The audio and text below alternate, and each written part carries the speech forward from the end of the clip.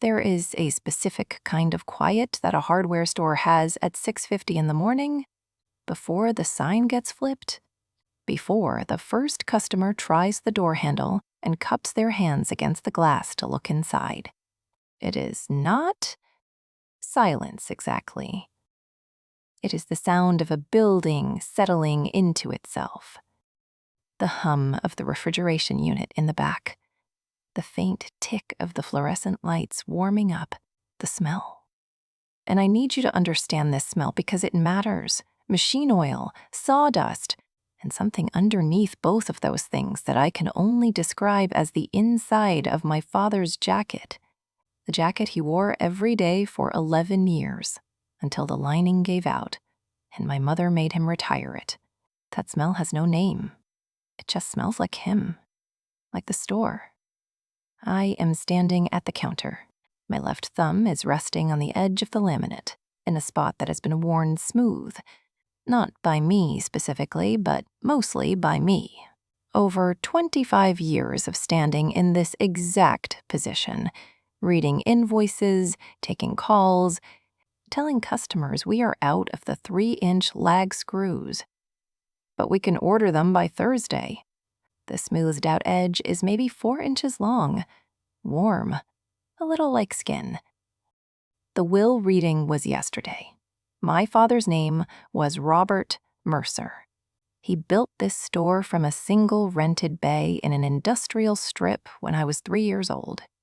By the time I was 9, I was stacking the bottom shelves after school on Tuesdays and Thursdays. By 12, I was doing the books with him on Sunday afternoons at the back table. Yellow legal pad, pencil, a calculator that printed on a roll of paper, learning to read an invoice the way some kids learn to read a box score. I did not resent it. I want that to be clear. I loved it. I loved the specific smell of a stack of receipts. I loved knowing that the number at the bottom of the page meant something real. The store had weight. It had a logic. It made sense to me in a way that most things did not. My sister Dana came to us when she was 6 weeks old. I was 9 months and 11 days old. She was the baby. She was always the baby. Smaller than me, louder than me, better at certain things than me in ways I noticed without resentment mostly. She grew up in this store too. She stocked shelves. She knew the suppliers by name. But she left at 22 and built her own life, which I respected. Different cities, different rhythms. She came back for holidays when it worked out. She called our father Dad the same way I did. I am not going to tell you she was a bad sister, because that is not the point. The point is what the will said. 8 words. The store is to be transferred to the oldest child.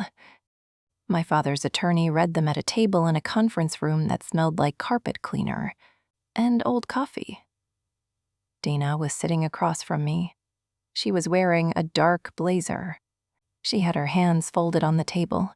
When the attorney read those 8 words, I saw something move across Dana's face. Not surprise, not exactly. More like confirmation. Like a number she had been running in her head had just been confirmed out loud. After the reading, there was a period where people talked, where the attorney explained the other distributions. The bank accounts split evenly.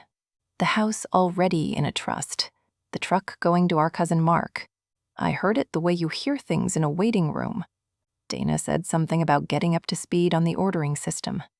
Not to me. To the attorney. When I get up to speed on the ordering system.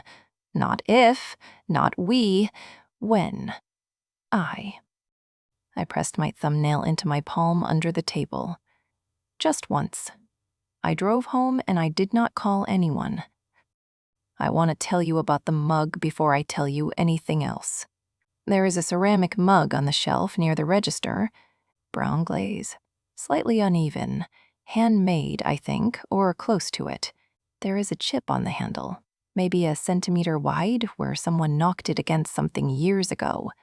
My father kept it on that shelf for as long as I can remember. Not for coffee, not for anything functional. He just liked it there. I asked him once why he did not use it, and he said, "It looks right where it is." That was the whole explanation. I never moved it. When I was 16 and cleaning the front display area, I dusted around it. When I was 28 and we repainted the interior, I took it off the shelf carefully and put it back in exactly the same spot. There was a ring on the shelf where it had been sitting so long that the paint underneath was a slightly different shade. I know that sounds like a small thing. It is not. The store is not just a building to me. It is not just an asset with a square footage and a lease and a quarterly revenue number, though I know all of those things. It is the place where I learned what it means to build something that outlasts a single day's effort, where my father sat across from me at the back table on a Sunday afternoon and said, without making it into a speech, "You have good instincts for this, Rachel." He called me Rachel. That was my name, and he used it specifically, which is something I have been thinking about more than I expected to. Dana started calling people the day after the reading. I know this because our cousin Mark called me, not to relay information, I think, just because he did not know where else to put his discomfort, and told me Dana had contacted the insurance broker, asked about transferring the business owner's policy, and had also mentioned talking to a real estate agent about the property's market value. I thanked Mark and ended the call and stood in my kitchen with my hand on the counter. And I did not say what I was thinking. I did not know then that she had already spoken to that agent 3 weeks before my father died. I found that out later. But I am getting ahead of myself. 4 days after the funeral, the family was still gathered. That post-death window where everyone is still in each other's houses, eating food that neighbors brought over, running out of things to say about grief and filling the space with logistics. My aunt was there, Mark was there, a few people from the neighborhood. Dana was there, and she had the particular energy of someone who has made a decision and is being patient about it, waiting for the right moment to make it official.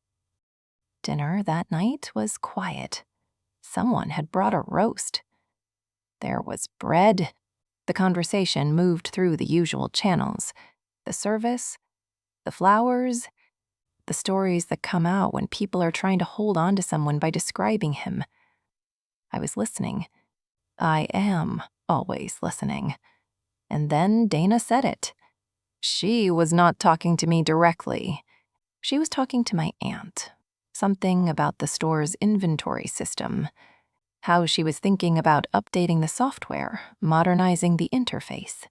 And she said, when I take over the ordering system, the first thing I want to do is... She did not finish the sentence because my aunt said something, and the conversation moved on. But I heard it. When I take over.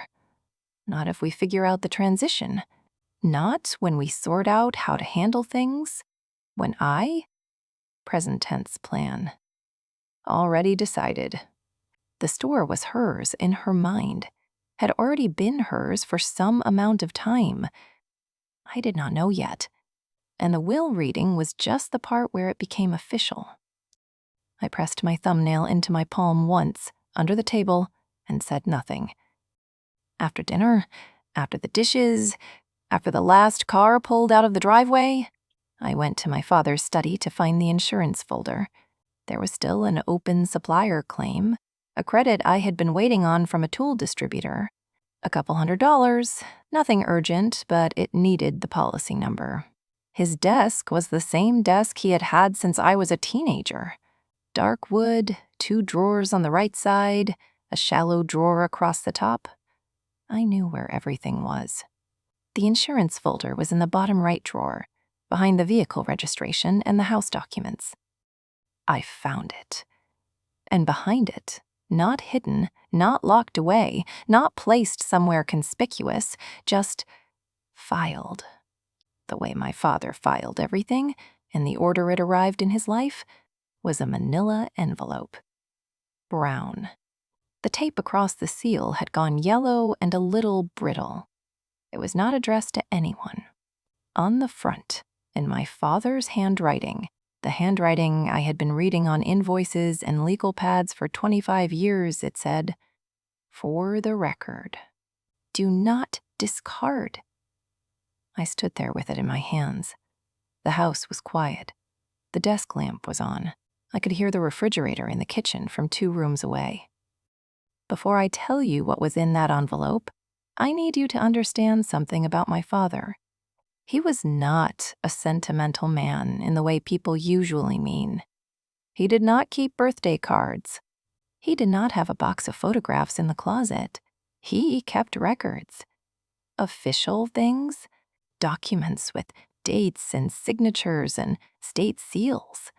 If something mattered to him, it went in a folder. That was his version of caring. So when I held that envelope and read those 6 words in his handwriting, "For the record, do not discard," I understood that whatever was inside was something he had made a deliberate choice to keep. Not by accident. Not because he forgot to throw it out. Because he wanted it to exist. Somewhere. For someone. I opened it. Dana's original birth certificate. Not the amended one. The original.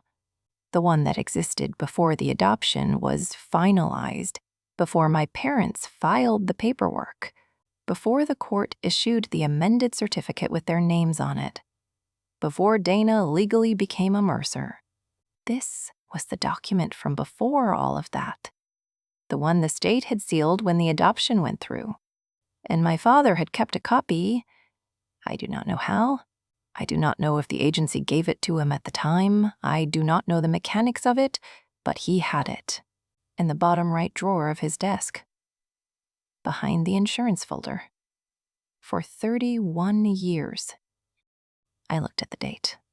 Dana's date of birth, December. My date of birth, March. The same year. 9 months and 11 days apart. I want you to sit with that for a second because I had to. I stood at my father's desk with that document under the lamp for a long time, running the math I already knew how to run. We were not biological sisters.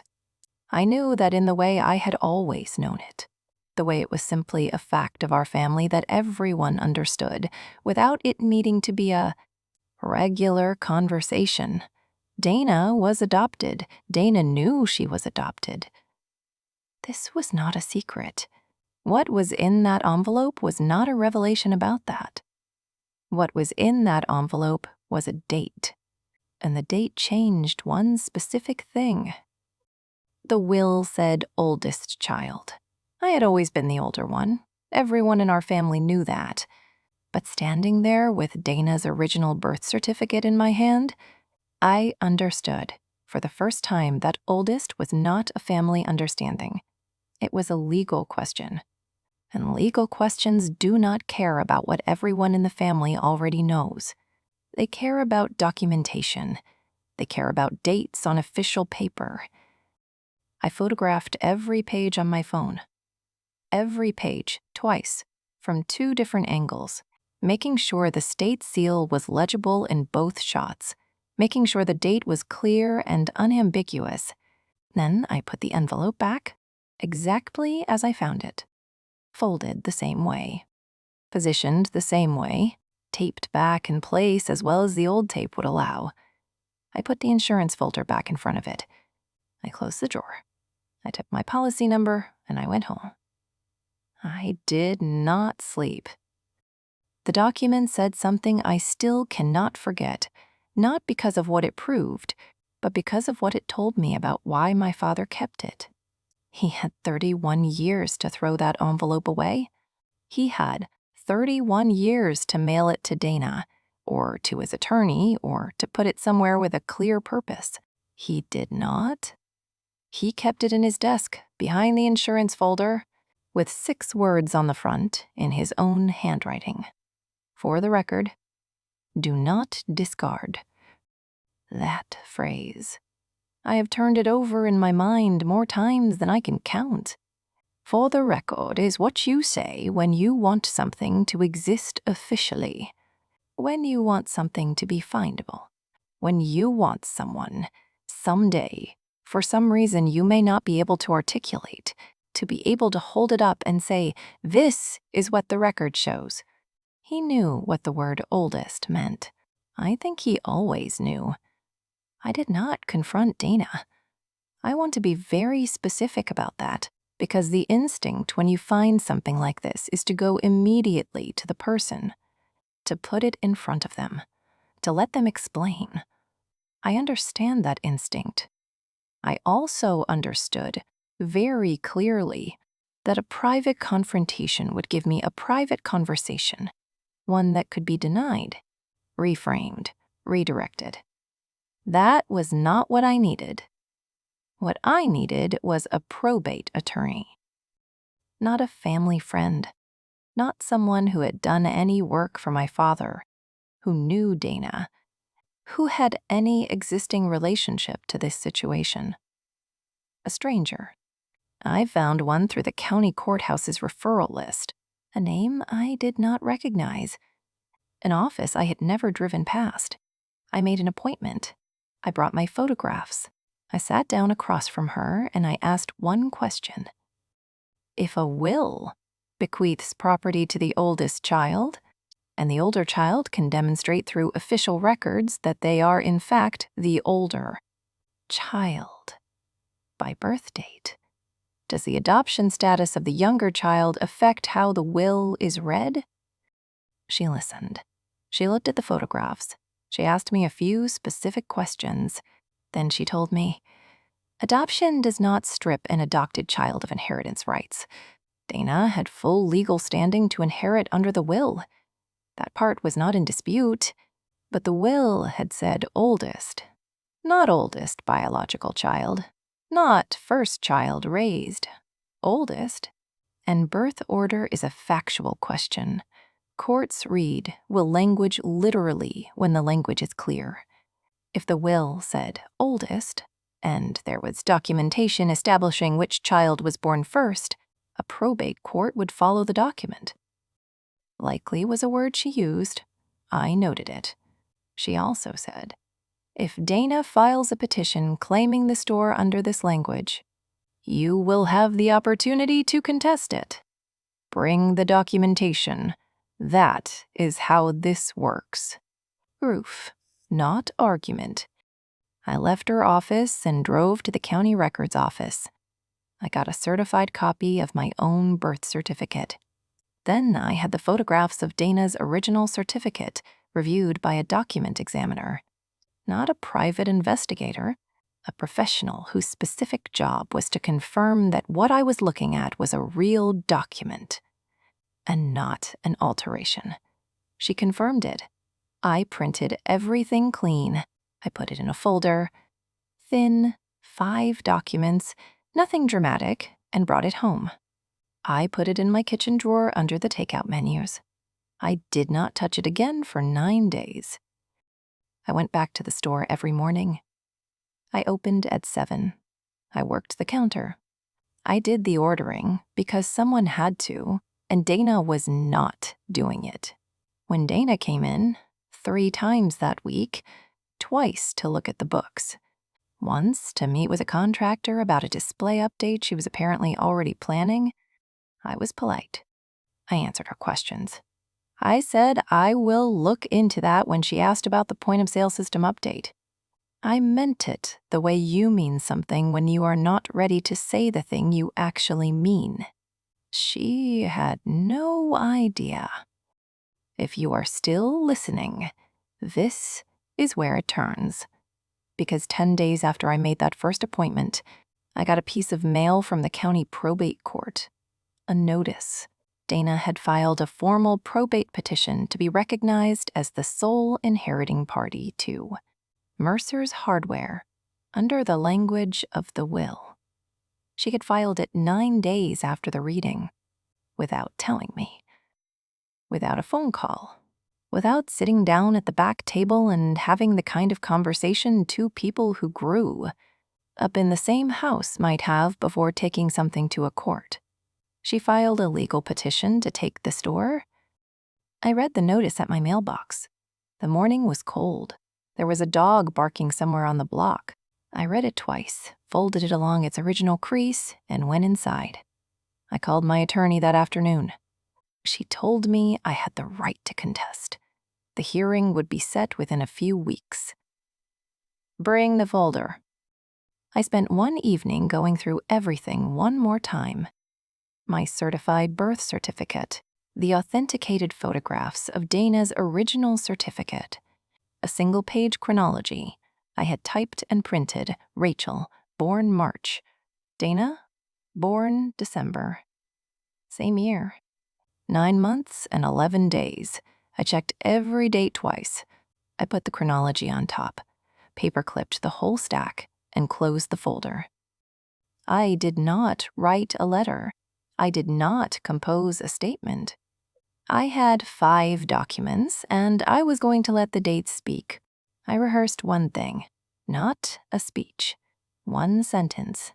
Something I wanted to say at the right moment, in the right room, if the moment arrived. I said it out loud in my kitchen, alone, at 10:30 at night, with a cup of coffee going cold on the counter. I said it once. Then I went to bed. The probate court annex is not a dramatic building. It sits about 40 feet behind the main courthouse, a low rectangle, beige exterior, the kind of architectural language that says functional and nothing else. Inside, the hearing room is a long table with a laminate surface that has been wiped down so many times. It has a slightly gray cast. There are chairs along one wall for observers. The walls are beige. The lights are fluorescent and they hum at a frequency that is not quite sound, just pressure. The room smells like old paper and that specific flat cold you only get in municipal buildings, the kind of cold that heating never quite fixes, that lives in the walls. I arrived early. Dana was already there. She was sitting on one side of the table, her attorney beside her. A man I had never seen before, mid-50s. A neat stack of folders in front of him that he was sorting through with the ease of someone. Who does this twice a week? Our cousin Mark was in the gallery, seated along the wall. He had texted me the day before asking if it was all right if he came. I said yes. I think I wanted one person in that room who knew what the store smelled like at 6:50 in the morning. Dana looked up when I walked in. She smiled. I want to describe that smile accurately because I do not want to over-dramatize it. It was not cruel. It was not triumphant in a theatrical way. It was the smile of someone who believes they have already won and feels, in the presence of that certainty, something that looks almost like sympathy, like she was sorry about the outcome but not about the process. She was wearing her dark blazer. Her hands were flat on the table. She was leaning slightly forward, the way people do when they are comfortable in a room they believe belongs to them. Before the court referee called the session to order, Dana leaned slightly across the table and said quietly, "Rachel, you do not have to do this." I looked at her. I said, "I know." I sat down. I placed my folder on the table. I did not open it. Dana's attorney opened. He was professional and organized and not unkind. He presented the will language. The store is to be transferred to the oldest child. And then he laid out his argument, which was essentially this. Dana had been recognized throughout her life as the older child. She had been introduced as such, treated as such, understood as such by the family, by the community, by Robert himself in every practical sense. The will reflected Robert's intent, and Robert's intent was to leave the store to Dana. He said, "Intend" 4 times. He said "understood" 3 times. He said "recognized" twice. None of those words are dates. When he finished, my attorney placed my 5 documents on the table in front of the referee. Not with any preamble, not with editorializing. He placed them face up and said, "Certified documents, birth certificates original, and amended. A chronology of dates, the document examiner's authentication report." He paused. Then he said, "Rachel was born in March. Dana was born in December. Same year. That is a difference of 9 months and 11 days." He read the dates aloud. He stopped there. Mark, along the wall, made a sound. Not a word. Just a sound. The kind that escapes before you can decide not to make it. Dana's attorney touched her arm once, a professional reflex, then removed his hand. The referee looked at the documents. He did not look up immediately. He read the first page, the second, the third. He turned to the chronology and looked at it for what felt like a long time, but was probably 40 seconds. Dana was not leaning forward anymore. Her hands were still flat on the table, but something had shifted in her posture. A quality, a certainty, something structural that had been there when I walked in and was not there now. She was looking at the documents in front of the referee. Her expression was not the expression of someone watching a plan go through. And this was the moment. Not the ruling, that took 6 weeks. But this was the moment that mattered to me. The room, the fluorescent hum, the cold, the 5 documents that my father had, I have to believe, made it possible for me to assemble. I looked at my sister across that laminate table, and I said it. The thing I had said out loud in my kitchen at 10:30 at night. To no one. Dad kept that certificate, Dana. He kept it in his desk for 31 years. He did not destroy it. He did not mail it to you. He left it where I would find it. I think he knew what the word oldest meant. Nobody answered. Mark looked at his hands. Dana's attorney said nothing. Dana said nothing. The referee quietly made a note. The ruling came 6 weeks later, by mail. I was at the store when I read it. Standing at the counter, my thumb on the worn spot in the laminate, the same spot I always stand. The letter was 2 pages. Legal, language, measured, and flat. But the operative paragraph was clear. The will's language, oldest child, was unambiguous in its reference to birth order. Birth order is established by birth date, as documented in official records. Rachel's birth date precedes Dana's by 9 months and 11 days. The petition filed by Dana was denied.